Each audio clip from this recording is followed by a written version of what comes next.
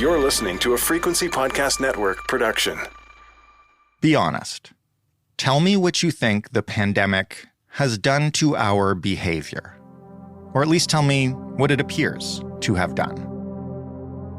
Think of everything that you've seen and heard, in person, on social media, or otherwise. Think about the belligerent anti-maskers abusing poor service workers. Think about the jerks throwing tantrums on airplanes. Think about the occupiers and the Capitol stormers, the online pile-ons, the hate, the vitriol, the polarization, and the general unkindness. It can feel like something broke in us during those months of lockdown and fear. That we've splintered from one another, that the idea of being a good Samaritan or a friendly neighbor just vanished in a cloud of divisive politics and conspiracy theories. Now, would it help, here at the end of a pretty bleak year, if I told you that that is absolutely not true? I'm not doubting your impression based on the stories and the incidents and the videos and the anecdotes that you've seen and heard. I feel that way too. But anyway, it's not true. We are still, for the most part, kind people who help one another. And when the chips were down, we did more of that helping than ever. And we have the data to prove it. Does that help you? Because it helps me. I'm Jordan Heath Rawlings, and this is Good News Week on The Big Story, where we hopefully send you out for the holidays and into 2024 with the feeling that things are not as bad as they seem. They really aren't. Here to help with that today is Dr. John Helliwell, a professor emeritus at the Vancouver School of Economics at the University of British Columbia, and importantly, a founding editor of the World Happiness Report. Hello, John. Hi, Jordan. Before we get into recent findings, what is the World Happiness Report and what does it do exactly? Well, the first one, which was produced to support a high-level meeting at the UN pursuant to the Bhutanese resolution of 2011, that countries should emphasize the improvement of happiness and well-being as a focus of their policy attention. In a meeting later in 2011, it was agreed by Prime Minister Finlay and Jeffrey Sachs and others that we should have a report showing the science of well-being as part of the background for that report. The first report was very well received, so much so that we decided to subsequently produce another. The first at 18 months after that, the second another 18 months after that. And then when World Happiness Day, or the International Day of World Happiness, was created, it was proposed that we should produce the report annually coming out on World Happiness Day. And that's the way it has been ever since. And the number of readers we get is growing up to the many millions now. So we think there's an appetite for the kind of information that is included, essentially providing an antidote or an alternative or a supplement to the conventional economic and social news that people hear. That's what I wanted to discuss with you as part of this week, and mostly focusing on the most recent report, because it's got some data that was gathered during the pandemic. And I think there is a widespread perception that the pandemic made most of us worse, more short-tempered, quick to outburst, more selfish. What does the actual research say about that? Is that true?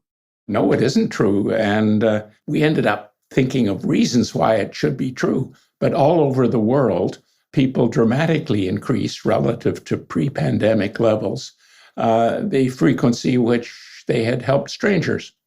We have a lot of other evidence that when people see something bad happening and other people needing help, they don't turn a blind eye, they rush in to help. And essentially, that's what's been happening.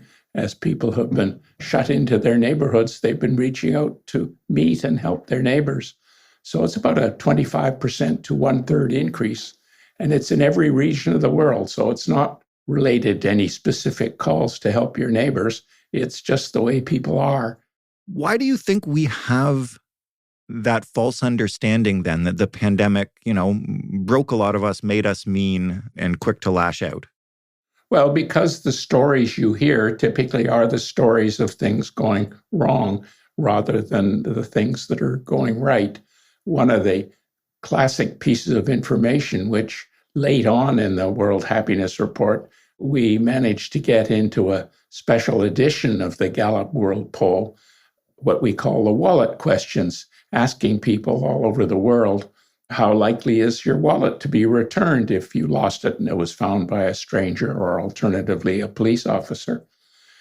And we were able to see the value of those to people. In other words, how much happier were they feeling their wallets would be returned? And the answer was hugely more happy. So it's very important to feel that sense of trust. Mm-hmm. Well, there were also experiments done actually dropping wallets. So it's easy enough to find whether people are too pessimistic or not optimistic enough about other people in their communities. In particular, we also had these wallet questions in the Canadian General Social Survey, and this is especially important for your Canadian listeners. And the Toronto Star, not realizing they were contributing to science so importantly, had another experiment they ran of dropping 20 wallets all over downtown Toronto. Right. The survey said from the Toronto respondents to this survey that the likelihood people felt that their wallet would be returned was a quarter. And that's a very big sample of people. It wasn't a huge sample of wallets, but 80% of the wallets were returned. And so it's a small sample, but the difference is so extreme. There's one chance in 7 billion that people are being optimistic enough about their neighbors. And since your happiness depends not on the actual number of wallets, because presumably you don't know it or you wouldn't give those answers to the survey, what people expect about the likelihood of their wallet being returned. So one of the very best things we could do in the report and as media is to tell people that, in fact, the world they live in is a lot friendlier and more helpful than they think it is. And that's a cheap and easy way of making them happier. And of course, it'll change their behavior. So they'll be less likely to protect their children. They'll be more likely to open the doors between the old and the young and so on. The wallet is obviously a great example of it, but just in general, as we think about people caring for others, the report qualifies it, I guess, as a pro-social act. What does that cover? How broad is that term? Give us some examples that we might not recognize as them. No, take your pick. It's essentially anything that is designed, or not necessarily designed, has the effect of helping other people, and ideally intentionally so. So some of the classic things that were measured in the Gallup World Poll include donations, voluntary work, and the one I mentioned before, the helping of strangers. Generally, all kinds of cooperative work where you actually do things that are not in your own interest directly because it will help others. And there's a whole range of those kind of activities. It includes when you're dealing with who's going to do what to produce something, not caring about what share you're getting and what share of the work you're doing, just together moving ahead, supporting each other and cooperating. And of course, that makes people happier. You mentioned that we saw this increase across the entire world. Were there any places where we saw it more or less? It was very similar, so that none of the differences we found, I think, were statistically significant across regions. So that's one of the things that made it so dramatic. Do we know what's to blame for the rise in pro-social acts during the pandemic? I know as it began, there was certainly a lot of messaging from everyone from government leaders to brands, even in commercials, about like, we're all in this together. Was it that messaging? Is it just the way humans respond to this kind of stress? Is it in our nature? Like, could we determine where it came from? Well, let's not call it blame. Let's call it who gets the credit, because unequivocally it was a good thing, and it was good for the world, and it was good for the people on both sides of that exchange. I don't think it was the messaging, because the messaging happened only in some countries, and this behavior happened everywhere. So I think we're talking about something that's much more hardwired into the human structure than people give it credit for being. There's quite a wave or a field of evolutionary psychology that argues that the social groups, which will then be initially tribes and families, but end up being societies that have a capacity to survive in an uncertain and sometimes dangerous world, are the ones for whom cooperation comes naturally. And obviously, when pro-social acts arise out of just who you are, then that means you rush in right away to help other people. And that increases the chances that together you're going to survive and thrive. Hey, it's Jordan from The Big Story. And if you're looking for a totally unique, puerile, comedic perspective on Canadian politics, past and present, basically the total opposite of what we do here at The Big Story, then I have a perfect podcast for you. Canadian Politics is Boring is a weekly show that's hosted by Reese, an immigrant who can't vote, and Jesse, a Canadian who doesn't want to. They bumble, and really, I've listened, they bumble. From story to story, they talk about the most shocking, weird, or just plain funny topics from Canadian politics, all the way back to Confederation and all the way forward to, God forbid, whatever happens in the next election. So if you want to escape professional, informed, and in-the-know voices like the ones you hear on this show, which I know you don't want to escape, but you probably could use a break from at some point, and instead enjoy two fools investigating prime ministers who thought they could talk to ghosts, the U.S. gassing Manitoba, and a vicious gang war between firefighters and clowns, then you can check out Canadian Politics is Boring. Don't say that I didn't warn you about this show, but I do think you'll like it. It is a lot of fun. What do we know about the impacts of these acts, not on the people that we're helping, obviously, but on ourselves? I know a lot of people listening right now, our parents probably told us that like doing good deeds is just as much for yourself because it makes you feel better. I'm hoping, and I guess assuming that the research bears that out. And do we know why? Well, it's for the reasons we've been discussing. It's built right into us to do things for others. And whenever you do the right thing, and Aristotle got onto this a couple of millennia ago when he said, living the good life, doing what's good for others and the society as a whole, indeed makes you more inclined when asked, and this is the happiness question we use, how do you evaluate your life as a whole these days? People who've done good things for others give a higher rating to the quality of their life, and it's a natural thing for them to do. I'll ask you a question, I guess, on behalf of most media, but also mostly just for myself and those of us at this show. And that's, how do we balance the idea that people have this perception that the world is getting meaner and nastier and sadder because that's in the news, with the responsibility that we obviously have to report what's going on? I mean, there's no question that on this show, when we cover one topic a day, we try to make room for good news where we can, but the news is usually like not great, and we have a responsibility to convey that. How do we do that in such a way that still conveys to our audience that the world is better than this one story, perhaps? That's always been a challenge because there is this, even in psychology, they say it isn't just the media themselves focusing on the negative just because that's the way they feel. When given a choice, people often go to the alarming and the special to look at first. One way of dealing with it, of course, is to make sure that the good news is made as interesting as the bad news. So it means not only having a special session where you concentrate on it, but doing it in a way that not only makes it obviously true, but invites people to create a little more of that themselves, because it's the social norms that govern how people treat each other. And those are the things that get shattered when people start thinking that other people are out there to take advantage of them. And of course, there are things in our daily lives that threaten our sense of the goodness of others, those scamming emails and telephone calls that people get in maybe even increasing quantities, then make them shy about believing that other people really are good. It doesn't need very many people doing bad things to create an image of living in a bad society.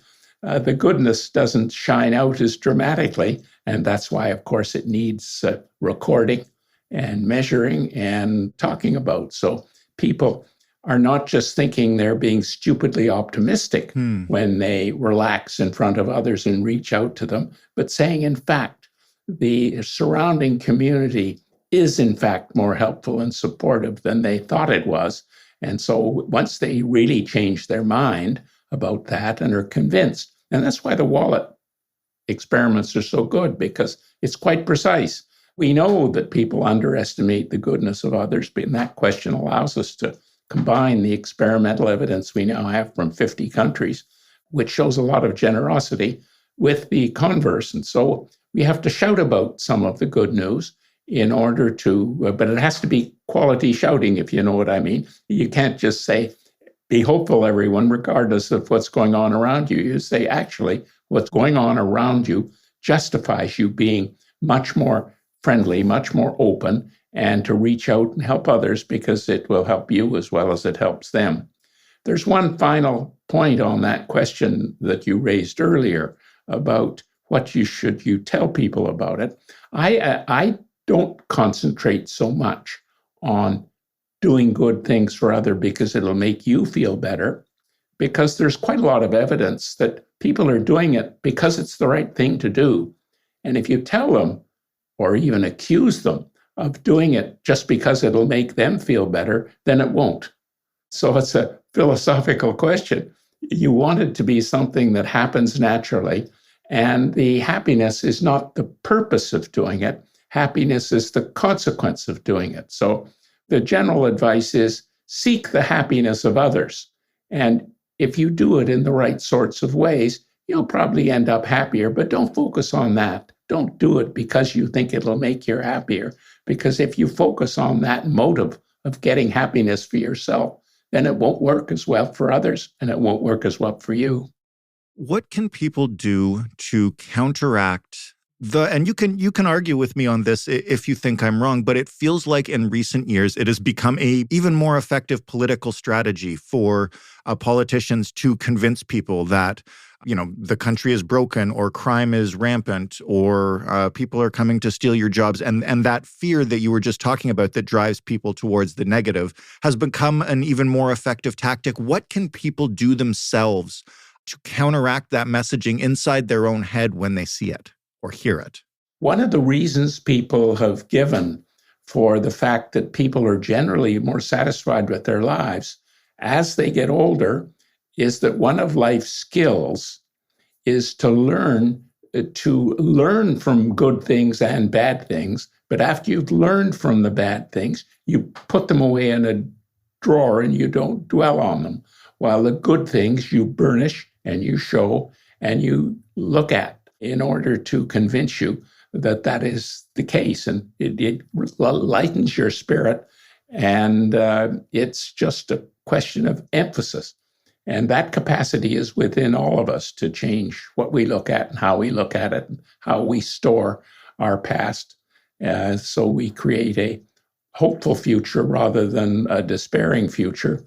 The purpose of the World Happiness Reports is to provide people with the evidence that that's just not being a silly Pollyanna, that in fact, it actually represents the state of the world as being one that is worth their investing in these pro-social ways. And it already has more people in it than they think it had. The last thing I want to ask you then is what can we learn from the last decade plus of happiness research that we can apply during really difficult times? I know this research was taken during the extreme lockdowns of the pandemic and perhaps the early days of the war in Ukraine. look, we all know that we're going to have a climate reckoning coming somewhere down the line. What have we learned in the last dozen years or so from this report that can be applied when we start thinking about that or when we start factually experiencing it? Well, one thing to remind ourselves, and we haven't talked about it yet in this conversation, is that if people talk, for example, now about an epidemic of loneliness.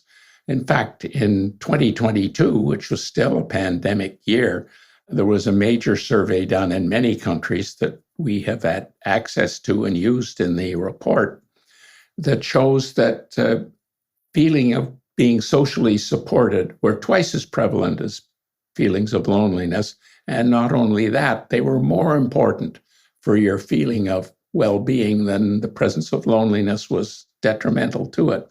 And we also find, and continue to find in the Gallup World Report, people talk about some increases in some of the negative emotions, but in fact, the positive emotions remain twice as prevalent as the negative ones.